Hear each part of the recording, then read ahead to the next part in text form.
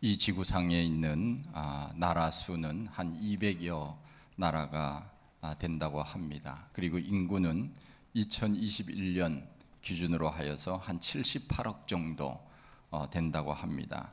매년 출생 인구는 한 6천만 명 정도 되고 우리나라 남한 인구보다 좀 더 많이 태어납니다. 사망자도 그와 비슷한 한 5,700만 명 정도라고 합니다. 이것을 나누면 하루에 한 16만 명이 사망을 하고 초로 계산하면 1초에 2명이 사망하는 것으로 계산이 나옵니다. 이번에 우크라이나 전쟁으로 인하여서 하루에 죽는 군인과 민간인들이 300명에서 500명 정도라고 하는데 그야말로 젊은 사람들이 그렇게 전쟁으로 인하여 죽어가는 것이 얼마나 안타까운 일인지 모릅니다. 그 귀한 생명들을 우리가 생각을 해보면 얼마나 귀한 생명들입니까? 이렇게 생명이 귀한 것임에도 불구하고 또 어떤 사람들은 그 생명의 소중함을 뒤로하고 또 자살하는 사람도 많습니다. 우리나라 인터넷 사이트에 보면은 자살 사이트가 무려 150여 개가 된다고 합니다. 우리나라에서 하루에 자살하는 사람들이 한 35명에서 40명 정도 되는데 한 달이면 1,000명이 자살을 하고 1년이면 15,000명이 자살을 하는 것입니다. 우리나라 인구가 점점 줄어들고 있는 가운데 자살하는 사람까지 있으니 보통 심각한 일이 아닐 수 없습니다. 더욱 안타까운 것은 자살하는 사람들 중에 우리 믿는 사람들 기독교인들도 많다고 하는 것입니다. 그 기독교인들이 혹시나 장례식을 할 때 텔레비전에 십자가 그 표시가 보일까봐 마음이 노심초사할 때도 있습니다. 세상 사람들이 볼 때는 예수 믿는 사람들도 자살을 하는구나. 그것은 교회와 하나님 앞에 덕이 되지 못합니다. 얼마나 정말 살기가 어렵고 힘들면 그런 생각을 할까 하는 것은 이해가 되지만 그러나 그런 용기가 있으면 살아가야지요.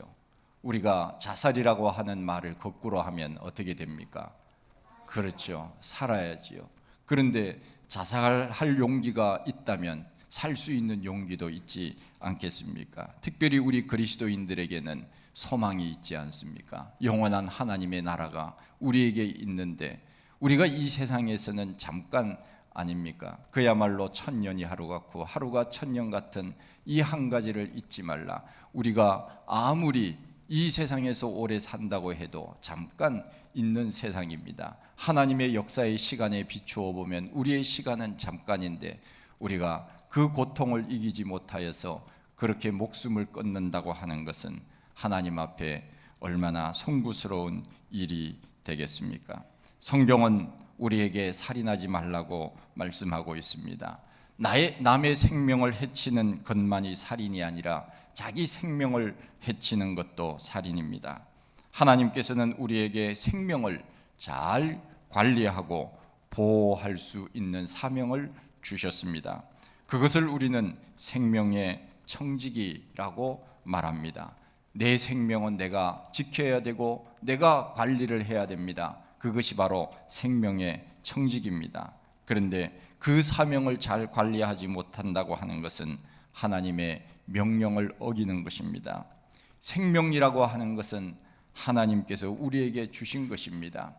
앞으로 우리나라도 안락사를 허용해야 될 것이라고 하는 여론이 점점 높아진다고 합니다. 서구에서는 안락사가 이미 많은 나라에서 허용이 됩니다. 그래서 존엄 있게 죽을 수 있는 권리, 이것이 이제 안락사인데 미리 신청을 하여서 내가 어려운 상황 속에 있을 때는 살리려고 하지 말고 나를 편안하게 죽어갈 수 있도록 하라. 그런 것들이 바로 안락사가 아닙니까? 그런데 이 안락사를 오용하게 되면은 생명을 경시하는 그런 일들이 일어나게 됩니다. 낙태도 마찬가지입니다. 이 낙태라고 하는 것도 우리가 두 가지 측면에서는 정말 참 생각해 볼 수 있는데 좋은 어떤 방향에서도 생각할 수 있지만은, 그러나 생명을 경시 여기는 상황에서 생각한다면 이것은 금지해야 되는 것이 마땅한 것이지요. 생명이라고 하는 것은 하나님께서 주신 것이 아닙니까? 그리고 모든 생명의 주권은 하나님께 있습니다. 그림을 그리다가 잘못 그리면 다시 그리면 됩니다. 물건을 샀다가 마음에 들지 않으면 환불하면 됩니다. 그러나 생명은 그렇지 않습니다. 살다가 마음에 안 든다고 생명을 바꾸지는 못합니다. 그렇다면 왜 우리에게 생명이 소중한 것입니까? 첫째는 우리가 하나님의 형상으로 지음을 받았기 때문에 그렇습니다. 우리 속에 하나님의 형상, 이것이 있다고 합니다. 라틴어로는 이마고 데이라고 이야기를 합니다. 하나님의 형상이라고 하는 것, 이것은 하나님의 모습이 우리 속에 있다는 것입니다. 하나님께서 만드실 때부터 하나님의 형상을 사람 속에 집어넣어 주신 것입니다. 우리가 잘 알다시피 부모와 자식은 어딘가 모르게 신기하게 닮았습니다. 행동하는 것이나 말하는 것이 어딘가 모르게 닮은 것을 보게 됩니다. 귀도 닮았고 눈도 닮았습니다. 심지어는 습관까지 닮았습니다. 좋은 습관도 닮지만은 좋지 않은 습관도 닮습니다. 기침하는 거, 잠자는 모습, 인상 쓰는 모습까지 얼마나 그렇게 부모를 닮았는지 신기할 뿐입니다. 그런데 가끔씩 안 닮은 사람도 있습니다. 그런 사람은 다리 밑에서 주웠다고 그렇게 말을 합니다. 그런데 어디를 닮아도 자식은 부모를 닮기 마련입니다. DNA, 그 속에 DNA, 우리 눈으로 보이지 아니하는 그 DNA는 얼마나 신비스러운 것인지 모릅니다. 어찌 그렇게 작은 것에서부터 그 정말 모든 것들이 닮을 수 있도록 그렇게 하나님이 만드셨는지 참 신기할 뿐입니다. 그 자식 속에 부모의 형상, 부모의 이미지가 있다는 것은 바로 하나님께서 우리를 만드실 때도 우리 속에 하나님의 형상을 심어 주셨다고 하는 것입니다.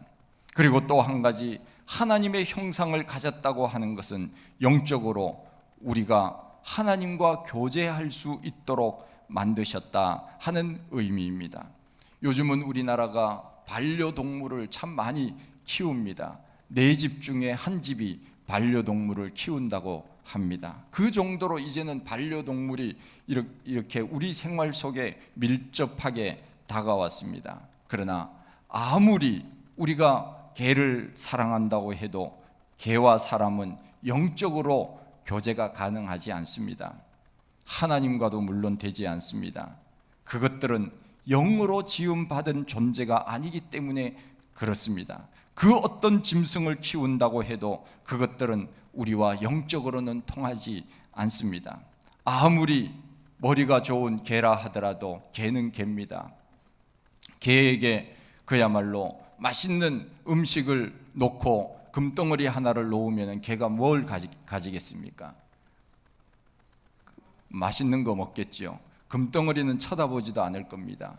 개는 개입니다. 그렇기 때문에 개는 그 이상의 수준을 우리가 기대해서는 안 되는 것입니다. 어떤 사람들은 개를 몰고 가면서 하는 말이, 우리 개는 물지 않아요. 그 개의 마음을 어떻게 안다고 그럽니까? 짐승은 자기의 그 본능 속에 그런 어떤 사나운 것들이 그 내재되어 있는 것이 아닙니까? 그러나 그 짐승은 영적으로 우리 사람과 결코 통하지는 않습니다. 어떤 사람들은 개에게 정성을 다합니다. 씻어주고 깎아주고 안아주고 뽀뽀해주고 사람하고는 안 놀아도 개하고는 놀아줍니다. 눈만 뜨면 개를 돌봅니다. 어디를 가도 개가 가장 먼저 생각이 난다고 합니다. 집에 가면은 개판입니다. 그 정성으로 우리가 하나님을 사랑한다면 아마 복을 받아도 많이 받지 않을까 하는 생각이 듭니다. 애완동물을 키우시는 분들은 언제나 이것을 생각해야 합니다. 교회에 오는 것보다, 하나님을 섬기는 것보다 그것을 더 사랑하면 그것이 우상이 되는 것입니다. 어떤 분은 주일에 교회 나오지 않았습니다. 왜 못 나왔습니까? 물었더니 개가 아파서 병원에 데리고 갔어요. 그러더라고요. 앞으로는 교회마다 강아지, 고양이도 같이 데리고 와서 예배 드릴 수 있는 공간을 마련해야 되지 않을까. 이것이 제 이야기가 아니고 교회 안에서, 우리 한국 교회 안에서 현실적으로 이야기가 되고 있는 그런 부분들입니다. 정말 얼마나 개를 사랑하고 고양이를 사랑하고 그러면은 그것 때문에 교회를 못 올 정도면, 그러면 교회가 공간을 마련해서 그 개와 같이 예배 드릴 수 있도록 해야 하는 것이 마땅치 않을까 하는 그런 생각입니다. 최근에는 이런 기도의 제목을 내놓는 성도들도 있다고 합니다. 목사님, 우리 강아지가 아픈데 기도해 주세요. 시대가 그렇게 되었습니다. 강아지 머리에 손을 얹고 안수기도도 해주는 그런 시대예요. 제가 오래전에 김진홍 목사님이 그런 이야기를 하시더라고요. 한밤중에 전화가 왔는데, 목사님, 우리 집에 신방 좀 와주이소. 왜 그러십니까? 이 밤중에 무슨 큰일이라도 생겼습니까? 그랬더니 그 교회 집사님이 하는 말이, 우리 소가 지금 쓰러지려고 그래요. 아파서 지금 침을 흘리고 있는데 빨리 와서 안수기도 좀 해주이소. 그렇게 해서 달려가서 소에게 기도하고 왔다 하는 이야기를 한 40년 전에 아마 이야기한 것을 제가 들은 것 같습니다. 그런데 지금은 이제는 강아지를 위해서 안수기도 해줘야 될 그런 시대에 우리가 지금 살고 있습니다. 개를 하도 사랑하니까 어떤 사람들은 운전을 하면서 개를 운전석 앞에다가, 사람 앞에다가 앉혀놓고 운전을 합니다. 이것은 굉장히 위험한 일입니다. 여러분들 절대로 그렇게 해서는 안 됩니다. 어떻게 개를 믿고 앞에다 놓고 개에게 운전대를 맡기고 운전을 하는 것입니까? 이것은 음주운전보다도 더 나쁜 것입니다. 아무리 개가 좋다고 하여도 짐승은 하나님과 교통이 절대로 되지 않습니다. 또 우리 사람과도 마찬가지입니다. 왜냐하면 개는 영적으로 만들어지지 않았거든요. 짐승에게는 하나님께서 하나님의 형상, 영적인 것을 불어넣어 주시지 않았거든요. 우리 사람에게만 하나님의 형상, 그 이마고 데이 하나님의 형상, 하나님과 닮은 모습을 우리에게 넣어 주신 것이지 짐승에게는 없는 것입니다. 그러기에 우리 사람만이 하나님과 교통이 가능합니다. 왜 그런가 하면 하나님이 사람을 만드실 때 하나님의 형상을 따라 만들어 주셨고, 하나님께서 특별히 우리 사람을 다른 그 어떤 것들보다 사랑하시는 이유는 바로 하나님의 형상이 우리 속에 있기 때문에, 하나님의 형상을 우리 속에 심어 주셨기 때문에 하나님은 특별히 우리 사람을 더 사랑하시고 관심을 가지고 계신다고 하는 사실입니다. 우리가 하나님 안에 거하기를 원하신다면 우리는 또한 하나님을 의지하고 그 믿음 가운데 사는 것, 이것이 바로 하나님과의 영적인 깊은 교제 가운데 사는 사람입니다. 우리 속에 하나님의 형상이 있기 때문에 이 생명이 귀하다 하는 것이지요. 두 번째는 왜 생명이 귀하냐? 생명은 하나밖에 없기 때문에 그렇습니다. 하나님은 우리를 사랑하시기 때문에 독생자를 주셨다고 말씀하고 있습니다. 독생자라고 하는 것은 하나밖에 없는 아들, 그것이 바로 독생자가 아닙니까? 중국에서나 어떤 그 선교사님들이 그런 이야기를 종종 합니다. 선교 사역을 감당하다가 실수로 이제 아이를 쳐서 그 아이가 그만 죽게 되었습니다. 가서 미안하다고 하니까 그 부모가 하는 말이, 다른 아이들도 많아요, 그런 얘기를 하더라 하는, 사실인지 아닌지 그런 이야기를 들은 적이 있습니다. 사실은 아니겠지요. 아이들이 많든지 사람이 많든지 생명이라고 하는 것이 얼마나 귀한 것입니까? 한 가정에 한 아이도 귀하지만은 2명, 3명, 5명, 10명이 있어도 늘 우리 부모님들이 그런 이야기를 하지 않았습니까? 그 어느 손가락 하나 깨물어서 아프지 않은 손가락이 없다고. 자식들은 다 똑같은 자식들 아닙니까? 그만큼 부모는 자녀를 그렇게 사랑하는 것입니다. 하물며 독생자, 그 독생자를 우리에게 주신 그 하나님은 얼마나 그 독생자를 사랑하셨겠습니까? 어떤 분이 예를 들어서 저에게 만년필을 선물로 주었다고 합시다.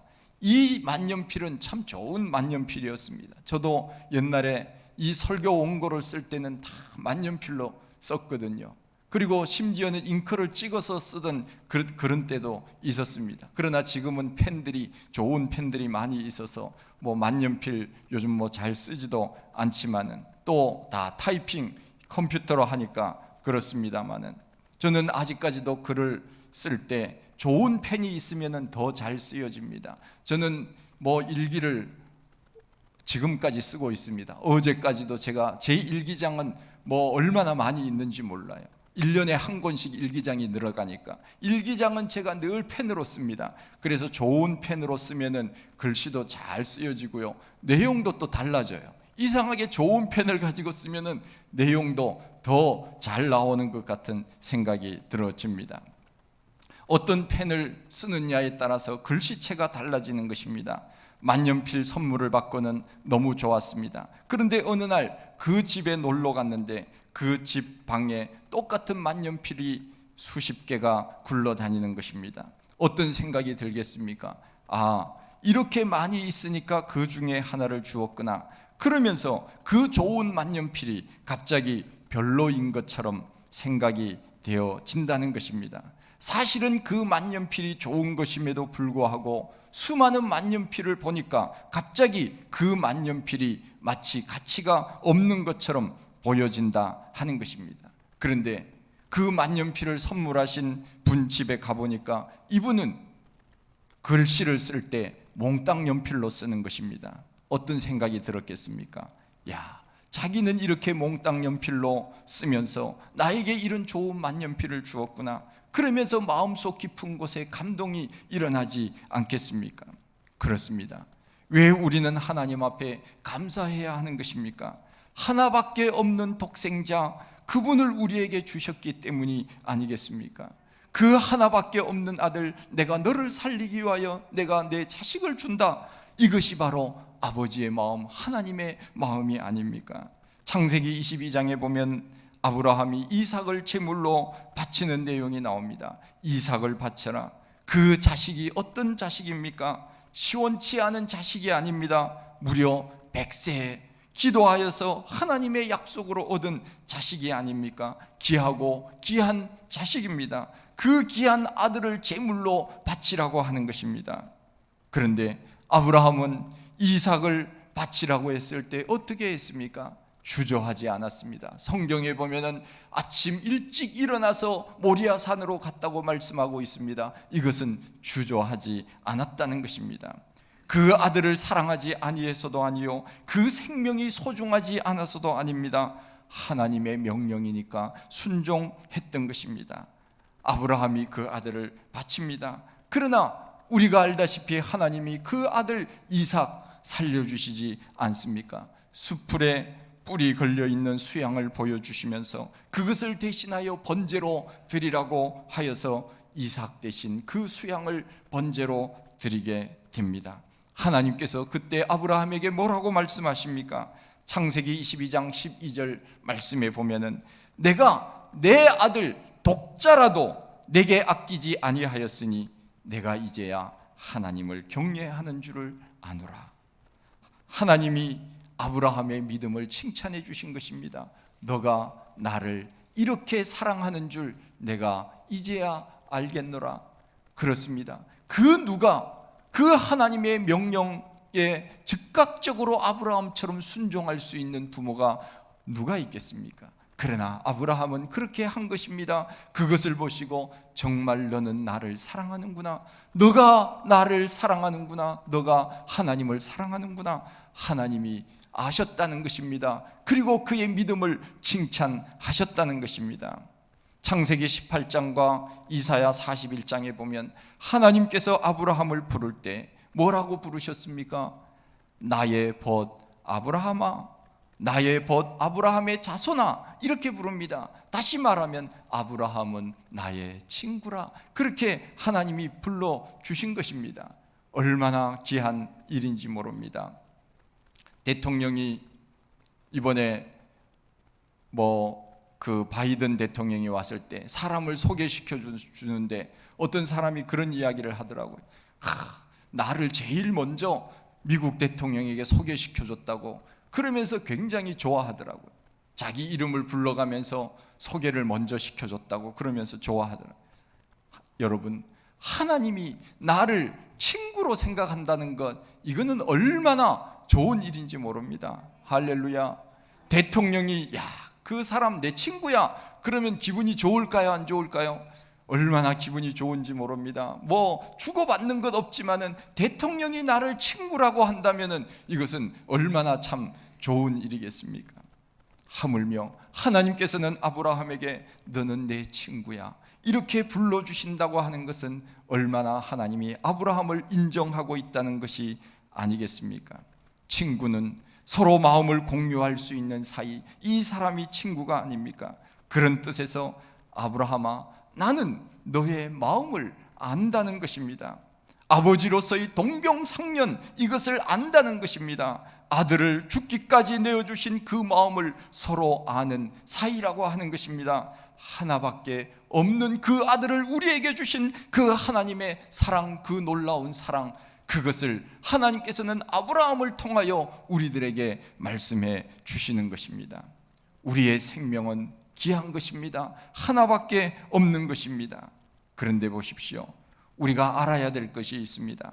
이 생명이라고 생각을 할 때 우리는 늘 어떤 생명만 생각하는가 하면은 육체적인 생명만 생명이라고 생각을 한다는 것입니다. 그렇지 않습니다. 우리에게는 두 가지 생명이 있습니다. 하나는 육체적인 생명이 있고 하나는 영적인 생명이 있다는 것입니다.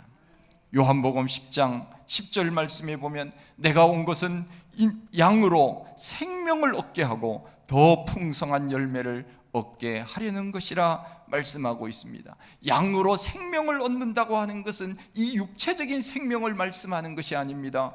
영원한 생명, 영적인 생명입니다. 이 생명을 얻게 해 주신다고 하는 말씀입니다. 그래서 예수님께서는 이렇게 말씀하십니다. 온 천하를 얻고도 자기 목숨을 잃으면 무엇이 유익하리요? 사람이 무엇을 주고 제 목숨을 바꾸겠느냐? 우리가 가지고 있는 이 육체의 생명도 천하하고도 바꿀 수 없습니다. 천하보다 귀한 이 생명이 바로 우리의 생명이거든요. 그런데 영적인 생명은 더 귀한 생명입니다. 우리의 육체적인 생명은 이 땅에서 100년 그 정도밖에 살지 못하는 생명이지만 영적인 생명은 영원한 생명입니다. 죽지 않는 생명입니다. 그야말로 하늘나라에 가서 영원히 우리 하나님과 더불어 왕노릇하면서 지낼 수 있는 그 생명, 그 생명을 하나님이 우리에게 선물로 주셨다는 것입니다. 그러기에 이 생명은 육체적인 생명, 이것도 귀한 것이지만 영적인 생명, 이것은 더 말할 나위가 없다는 것입니다. 우리가 만일 천하를 얻었다고 한다면 얼마나 좋은 일이겠습니까? 여러분, 천하를 얻어보셨습니까? 저희 어머니가 그런 이야기를 하더라고요. 옛날에 처음 며느리를 얻을 때 나는 천하를 얻은 것 같더라, 그런 얘기 하시더라고요.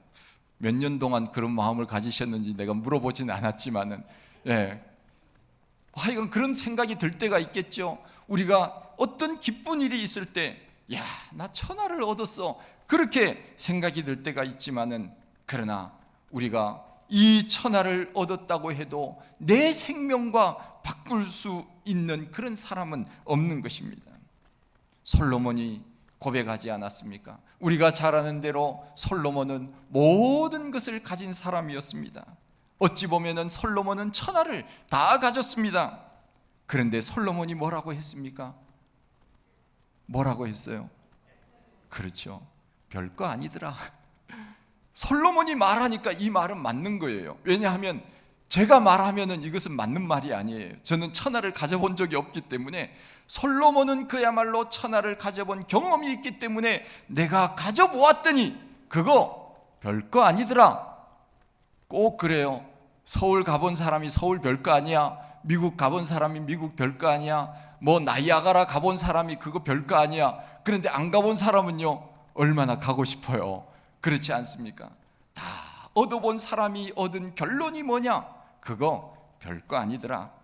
그래서 솔로몬은 전도서 1장에서 내가 모든 것을 가져보았는데 다 헛되고 헛된 것이로다, 만족이 없더라 하는 것입니다. 여러분, 돈 1,000억이 있으면 무엇 하시겠습니까? 1,000억 달라고 기도해 보신 적 있습니까? 그러면은 분명히 밝히셔야 돼요. 하나님, 저에게 1,000억 주시면 제가 이렇게 사용하겠습니다. 그럴 때 하나님이 주시지, 우리가 그 1,000억 가지고 이 세상에서 내 마음대로 죄짓고 사용을 한다면 그 1,000억이 무슨 소용이 있겠습니까? 1,000억이 우리에게 생긴다면 저는 기독교 유치원이나 기독교 학교를 세워서 아이들을 기독교 마인드로 키우고 싶은 생각이 있습니다. 믿음 좋은 선생님들을 초빙하여 아이들을 가르칠 수 있는 그런 학교를 좀 세우고 싶습니다. 동참하실 분은 얘기해 주십시오. 생명이라고 하는 것, 이것은 돈과 바꿀 수 없습니다. 1,000알을 얻었다고 해도 생명 하나 잃으면 아무것도 아닙니다. 사람의 생명은 육체적인 생명만이 아니라 영적인 생명, 그것이 더 귀한 생명입니다. 우리가 예수를 믿으면 영원히 산다고 그렇게 말하고 믿고 있지 않습니까? 그런데 믿지 않는 사람들은 이 말이 무슨 말인지 모릅니다. 사람이 죽는데 무슨 영원히 산다고 말하느냐, 죽으면 끝이다. 믿지 않는 사람들은 그렇게 말하는데 그렇지 않습니다. 우리에게는 이 육체적인 생명이 있지만은 영적인 생명, 이것은 주님과 함께 영원히 사는 것입니다. 우리가 죽는다고 하는 것은 새로운 옷으로 갈아입고 천국에 가서 살 수 있는 그 나라에 맞는 옷을 갈아입는 그 순간이 바로 죽음이라고 하는 순간이거든요. 그래서 이 죽음의 시간을 우리가 지나면은 어떤 일들이 생기는가 하면은 서로 새로운 존재로 변화되어서 영원한 하나님의 나라에 가는 그런 모습으로 우리 주님께서 말씀하고 있지 않습니까? 변화산에서 호련히 변화하여, 호련히라고 하는 것은 순식간에 갑자기 변화하여, 이 육체는 우리가 점점 사용할수록 쇠퇴해져 가지만 그러나 우리의 영은 날로 새롭도다. 우리가 죽는 그 순간 우리는 새로운 존재로 변화되어서 하늘나라에 맞는 옷으로 갈아입고 그곳에서 영원히 사는 것입니다. 이것을 영어로 말하면 new being, 새로운 존재, 우리가 알지 못하는 새로운 존재, 그것으로 변화되어 영원히 사는 생명, 그 생명이 우리 속에 있다는 것입니다. 그러면 그 생명은 누가 갖는 것입니까?